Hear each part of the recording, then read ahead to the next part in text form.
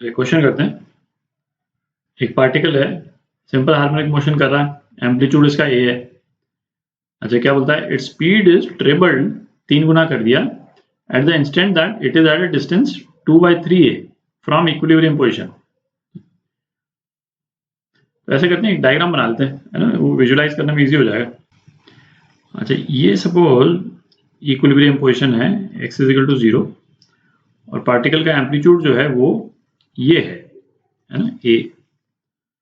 तो at x is equal to 2/3, है ना, लगभग यहाँ पे इस पोजीशन पे जो भी पार्टिकल की वेलोसिटी थी, पार्टिकल की वेलोसिटी वो इस डायरेक्शन में हो चाहे इस डायरेक्शन में, उससे फर्क नहीं पड़ता है ना। सपोज इस डायरेक्शन में ले लेते हैं, उस टाइम पे वेलोसिटी v थी, इसको बढ़ा करके हमने क्या किया, इस वेलोसिटी को बढ़ा करके हमने 3v कर दिया।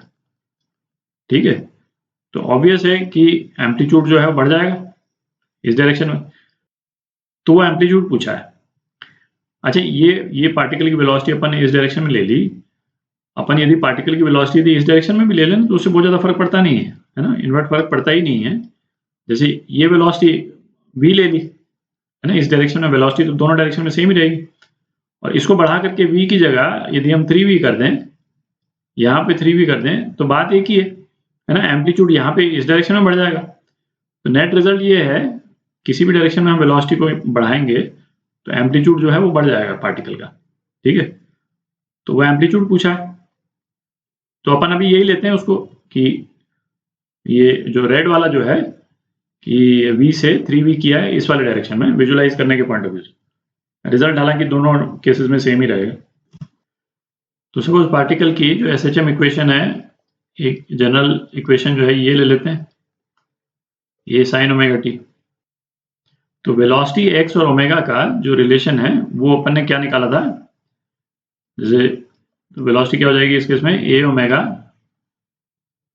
cos omega t। ठीक, तो इन दोनों टर्म्स को यदि अपन स्क्वायर कर दें, X square is equal to A square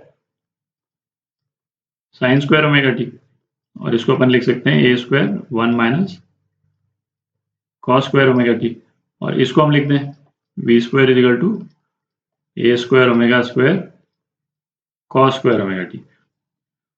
तो इन दोनों इक्वेशन से cos square omega T eliminate कर देते हैं, तो अपने पास में क्या आ जाएगा, वी आ जाएगा ओमेगा अंडर रूट ए स्क्वायर माइनस एक्स स्क्वायर। ठीक, अच्छा, तो ये इक्वेशन तो अपन देख चुके हैं पहले।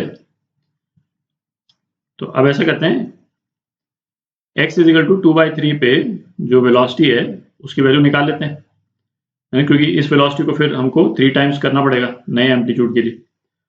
तो वेलोसिटी जो है वो कितनी हो जाएगी, ओमेगा अंडर रूट ए स्क्वायर माइनस एक्स, एक्स कितना है 2/3, तो उसका स्क्वायर 4/9 ए स्क्वायर। तो ये आ गया आपका अंडर रूट 5/9 ए ओमेगा।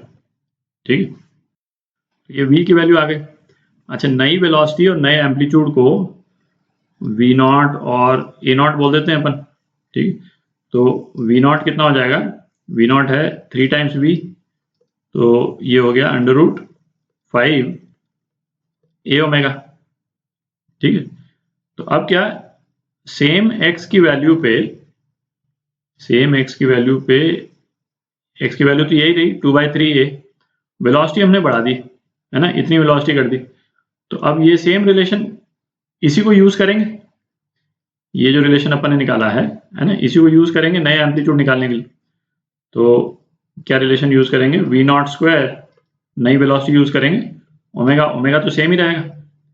ठीक है, ओमेगा सेम रहेगा, तो ओमेगा स्क्वायर इंटू ये हो जाएगा A naught square minus X, X की वैल्यू तो सेम ही रहेगी एक्स स्क्वायर, है ना। तो वैल्यूज डाल देते हैं, तो ये हो गया 5 A square omega square is equal to omega square, omega तो सेम ही रहेगा। ठीक है, वो तो के और एम पे डिपेंड करता है, तो इसलिए ओमेगा का ओमेगा, और ए नॉट स्क्वायर माइनस एक्स, है ना, एक्स की क्या वैल्यू है, एक्स की वैल्यू सेम ही है 4/9 ए स्क्वायर। ठीक है, तो ये ओमेगा कैंसिल आउट हो गया, और ए नॉट की क्या वैल्यू आ गई,